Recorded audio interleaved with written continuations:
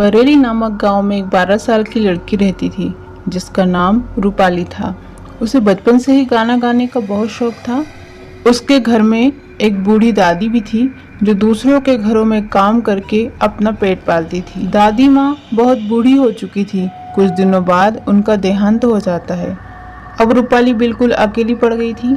दादी के चले जाने के बाद उसका सबसे बड़ा सहारा छिन गया था।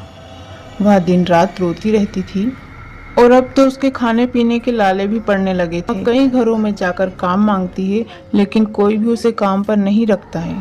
भूखी प्यासी रूपाली एक दिन परेशान होकर रेलवे स्टेशन के पास जाकर बैठ जाती है और लोगों से खाने पीने का सामान मांगने लगती है, लेकिन कोई भी उसकी मदद नहीं करता। कई दिनों तक खाना ना मिलने की वजह से वह तड़प तड़प कर एक दिन दम तोड़ देती है और उसके मरने के बाद वह एक चुड़ैल बन जाती है। किसी को जिंदा नहीं छोड़ूंगी। चुड़ैल बनकर भी वहाँ उसी स्टेशन पर ही भटकती रहती है और कई सारे लोगों और बच्चों को वहाँ भीख मांगते हुए देखती है। जब उन गरीब बच्चों की कोई मदद नहीं करता तो उसे भी अपनी मौत की बात याद आ जाती है और वहाँ एक फैसला लेती है कि अब से मैं इन गरीब बच्चों को भूख से तड़पते हुए मरने नहीं दूंगी। वहाँ एक सुंदर लड़की का रूप बनाकर घूमने के लिए जाती है और सोचती है कि मैं कौन सा काम करूँ जिससे इन गरीब लोगों की मदद कर सकूँ। ऐसा सोचते सोचते वहाँ मन में एक गाना गुनगुनाने लग जाती है।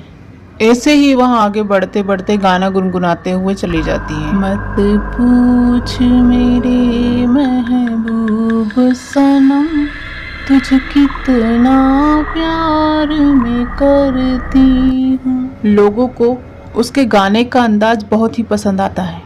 जहाँ वो गाना गा रही थी वहाँ पर लोग इकट्ठा हो जाते हैं और उसके गाने को बड़े ही ध्यान से सुनने लगते हैं। पहले प्यार का पहला गम, पहली बार है आंखें नम, पहला है तन्हाई का ये मौसम। इस तरह वह गाना गाकर लोगों का मनोरंजन करती है जिससे लोग उसे कई सारे पैसे देकर जाते हैं। उसकी अब हर दिन अच्छी कमाई होने लगती है जिससे वह बेहद खुश होती है। अब उन पैसों को वो ले जाकर उन गरीब बच्चों को बांटती है जिससे वे गरीब लोग भरपेट खाना खाकर सोते हैं। अब चुड़ैल हर दिन ऐसा ही करती है, रोज इधर उधर घूमती है और गाना गाकर लोगों का मनोरंजन करके बहुत सारे पैसे इकट्ठा करके लाती है और उन गरीब बच्चों को बांटती है। और इस तरह वह गाना गाकर गरीब लोगों की मदद करने के साथ साथ वह अपना गाना गाने का शौक भी पूरा कर लेती है।